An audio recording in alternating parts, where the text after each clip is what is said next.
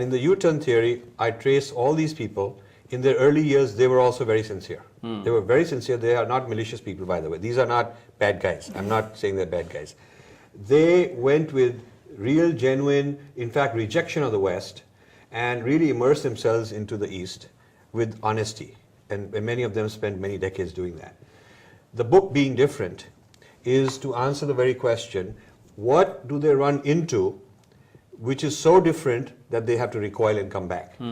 In other words, how much of India can they keep assimilating such that at what point do they reach a boundary where going further they would lose a sense of who they are as Westerners?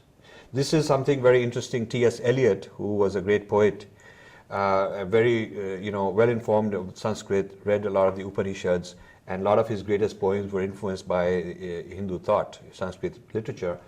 He at one point says that this is so profound, the Sanskrit works are so profound that it makes Western philosophers look like schoolboys. He says that. And then a little bit later he writes that in order for him to go even deep into it, he has to forget who he is in terms of being a Westerner, and he has to just jump into it, forget this preconditioning. And then he says, now I have to ponder whether I'm willing to let go and just go all the way into this tradition, or whether it's important for me to hang on to my sense of identity as a Westerner. And after contemplation, he's a very honest man. He writes a very honest note in his diary, which is published in one of our books. He says that I've decided in order for me to remain a Westerner, I have to draw the line how far I can go. So that's his U-turn moment. I call that the U-turn moment. Meaning he's reached the edge of how much he can digest, how much he can accept of the Indian stuff, because there is a fear of losing his sense of who I am.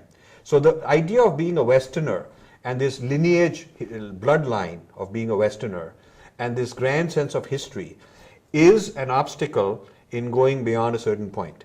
So they're trying to remain the Westerner in them, even those who admit that there's no more West and we're all global and we're all one, but deep inside there is something that they want to hang on to, and they want to have that side by side with the new knowledge they're getting from the East.